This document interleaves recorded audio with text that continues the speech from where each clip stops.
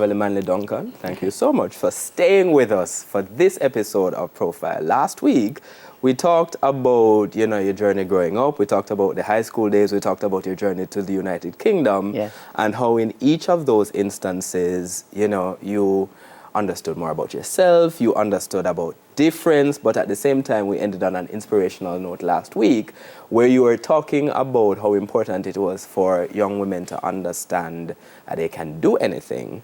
And part of, that call or that you saying that is the challenges you yourself encountered in the next part of your journey. So you moved back to Jamaica, continued the broadcasting career. How does that link up with the story that has been perhaps one of the more central parts of your story, which is the Michael Manley story? How do you meet him? Just before I talk about how I met him, I was at Vista Productions when I came back from London, as I told you earlier, working as a production assistant, because while I was in London, I took the opportunity to do a course in film technique at the London School of Film Technique. So I thought I'd end up in film, behind the camera, because what I haven't told you in all of it is I was shy. So never saw myself in front of the camera. And then someone who was influential I'm sorry not to cut you, but that just sounds like such a strange thing when I listen to you talking. Another message for shy people, don't let it stop you. You're allowed to be shy, but don't let it stop you. So this gentleman came in and kept saying to Perry, I think Beverley would be excellent on television. And he almost every day he came and wore me down because I'm trying to tell him I'm a behind-the-scenes person. I hear that all the time. I hear people say that. Yes, so I came and they gave me a test. And even I felt good about the test, and that was it. So I came to work at what was then JBC Television. Mainly we had a thing called a continuity announcer who would be on air all night. And that's where I started. And then I got to know Leonie Forbes. Our parents knew each other for some time. So she really mentored me. She's one of the people. That's another thing I haven't been able to say because time is short. But there's always an individual who saw in me what I was not necessarily seeing in myself. For me, the broadcasting was Leonie. But then we had some fantastic people in broadcasting, We had people like Adrian Robinson, who up to the day he died called me Lois, which is my middle name, never called me anything else, and always supported me. We had general managers like Wycliffe Bennett. You had to be Went on to form the Creative Production and Training Center, CPTC. Oh, my God. And you had Merritt Needham. So, for example, if I came on television, and I'm a continuity announcer, and something is out of line, the next thing I know, I would see Ad America or one of them at the door. What do you think you're doing? And sometimes it wasn't that kindly said. So you had to be very, So all of those things I've talked about, there's been a person. I had somebody like that at Franklin Town School, Mr. Jennings, she was then, who took me over as her daughter. Young single woman who went and saw my mother, told my mother what she saw in me. I got love from her as another mother. Oh, I've been really fortunate. But sometimes people come into your life, and you don't see them, It's another thing I would say out of my experience. Look out for those people. Look out for them. Sometimes they're right in front of you, but you're on a different wavelength.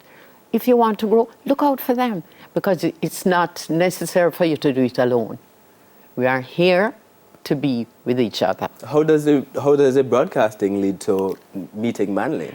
Well, I think it was Wycliffe. Yes, Wycliffe came to me one day and said to me, Michael Manley, who is the head of the National Workers' Union, comes in here once a week, once a month to do a broadcast for the union. So I'm wondering what this has to do with me. And he said the person who was to produce him, I think he used to come in on a Saturday morning, and it was in the middle of some big bauxite strike. So he was flying down to wherever. And Wycliffe said, Beverley, you have to do it for me. I don't have anybody else. I said, but Wycliffe, I'm not at that. I'm not there yet. He said, what? You can do it. And he insisted. So against my better judgment, I went and I met him at the door because those days you had to meet like a VIP, you know. So we went in the studio and he did a broadcast. And when it was finished, he made a mistake of saying to me, "How was that?" And because I am who I am, my mother's child, I say it was terrible, as a matter of fact. When the broadcast is played on air, if I'm on duty, I just go to sleep until they're finished. Because he used to talk like this. And he said, "What?" And then he surprised me. He said, "I don't have much time." This is Michael Manley, former Prime Minister, who was revered as a speaker. You told him he was But at the time, it was terrible, I can tell you that. So I said to him, he said he didn't have much time, but he wanted to know how he could be better. And of course, I was so impressed. I never expected that response at all. So I said, "All right, let me, if you have time, just let me play back what you just did." And when he sounded, he said, "Oh my God," because he had never listened to himself.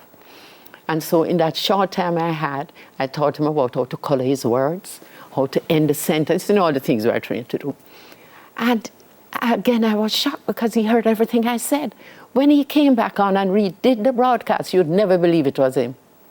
It was amazing. And he told me later in the week, because by then he's calling me 3 times a day. Well, people phoned and said they'd never heard me speak like that, but I need some extra lessons. I said,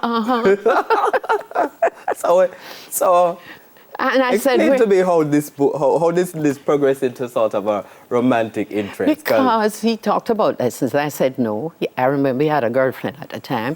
I said, where would these lessons take place? He said, at his flat. I said, if your girlfriend is present, I'll come. Because by then he was known as a ladies' man, you know, because the man did look good, you know. Good. Hard to say no. So I went and did some lessons with him and so on and so forth. And you know how it is. It evolved. No. That's all right, that's quite a summary. It's just that the story has been told so often.